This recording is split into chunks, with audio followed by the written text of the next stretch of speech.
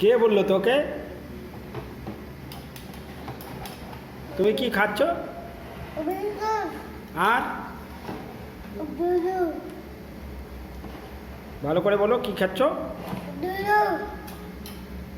দুধু। আচ্ছা, আর কি খাচ্ছ? কে খাওয়াচ্ছে? কেক?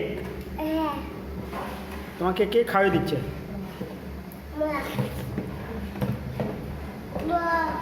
হ্যাঁ, জল খাবে?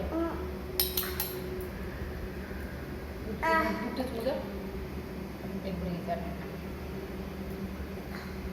হেই, খেতে না।